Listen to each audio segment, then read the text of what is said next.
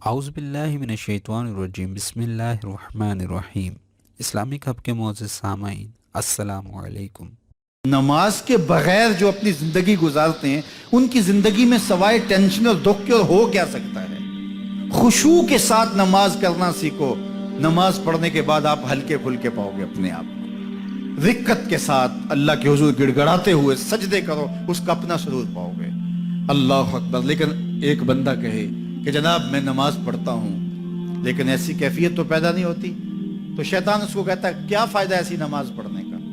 لوگ بھی کہتے ہیں فلاں بندے سے یہ جرم بھی سرزد ہوتا ہے، نماز بھی پڑھتا ہے، اس کی نماز کو مورد الزام بناتے ہیں، تو بندہ بھی کہتا ہے چھوڑے، نماز نے مجھے کیا فائدہ دیا؟ لیکن کہا نہیں، نماز نہیں چھوڑنی۔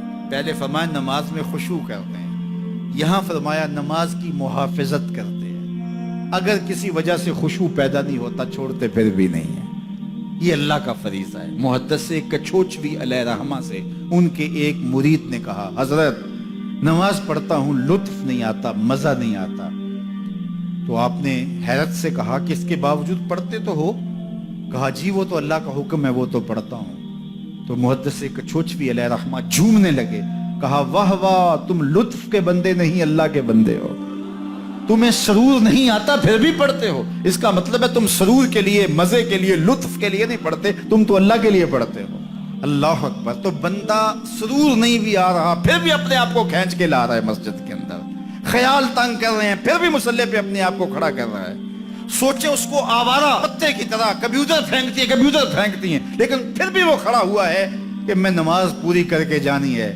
بار بار کبھی بھولتا ہے لیکن پھر دوبارہ نیت مان کے کھڑا ہو جاتا ہے، نہیں میں پوری کر کے جانی ہے۔ یہ کیوں کرتا ہے؟ میرے اللہ کا حکم ہے۔ تو خشوع کی وہ کیفیت نہ بھی ہو تو کہا محافظت پھر بھی کرتے ہیں۔ یہ خوش نصیب لوگ ہیں، اولئک هم الوارثون، یہ لوگ وارث ہیں۔ یہ لوگ جن میں یہ خوبی ہیں یہ وارث ہیں۔ کس چیز کے وارث ہیں؟ مال کے، دولت کے، کوٹھیوں کے، کاروں کے، محلات کے۔ کہا الذین یرثون الفردوس، یہ جنت الفردوس کے وارث، ہم فیہا خالدون، اس جنت سے وہ کبھی الگ بھی اس میں ہمیشہ رہیں گے، چونکہ موت کو بھی موت آ چکی، اب موت بھی نہیں، اب ہمیشہ رہیں گے۔ اللہ تعالیٰ فرمائے گا ارضیتم، جنتیوں کیا راضی ہو؟ اہل جنت کیا تم راضی ہو؟ تو وہ کہیں گے ہمیں کیا ہوا کہ ہم راضی نہ ہوں، ہمیں تو وہ ملا جس کا ہمیں تصور بھی نہیں تھا، ہمیں جنت مل گئی، محلات و قصور مل گئے۔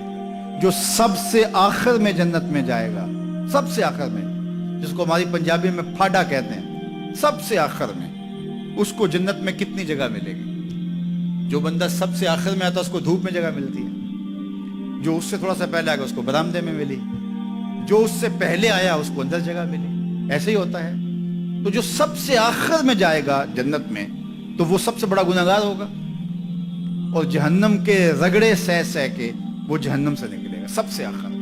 بخاری شریف میں تذکرہ موجود ہے، اللہ کے حضور حاضر ہوگا اور اللہ اس بندے کو کہے گا بتا کیا چاہیے؟ وہ کہے گا مالک مجھے یہ چاہیے۔ اللہ فرمائے گا لک ما تمنیت، جو تو نے آرزو کی جات سب کچھ میں نے تیری جھولی میں ڈال دیا، اب جنت میں چلا جائے گا۔ اب اس کو تو یہ ہوگا سایہ دیوار میں جگہ مل جائے تو غنیمت ہے، جنت کے کسی درخت کے نیچے جھونپڑا لگا لوں تو کافی ہے، چلو کوئی 2 مرلے کا 3 مرلے کا کٹھیا بھی مل جائے تو کافی ہے، اس کے لیے تو اتنا ہی کافی کہ جہنم سے نکل گیا۔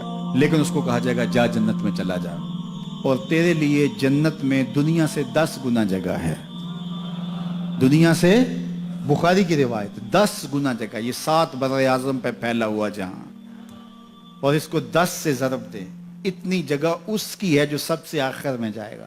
جب اللہ یہ فرمائے گا تو وہ کہے گا اتسخر وانت الملک، میرے رب تو مجھے رب ہو کے مذاق کر رہا ہے، مالک ہو کے مجھ سے مذاق کر رہا ہے، بادشاہ ہو کے مجھ سے مذاق کر رہا ہے۔ اس کو لگے گا ہی نہیں کہ مجھ کو، میں ساری زندگی پاپ کرنے والا لیکن ایمان کا چراغاں تو اندر تھا۔ اللہ اکبر۔ آج نکلے گا تو جنت میں سب سے آخر جانے والے شخص کو کتنی جگہ ملے گی؟ دنیا سے 10 گنا جگہ دنیا سے سب سے آخری شخص کو، پھاٹے شخص کو ملے گی۔ پھر بلال حبشی کی جاگیروں کا عالم کیا ہوگا؟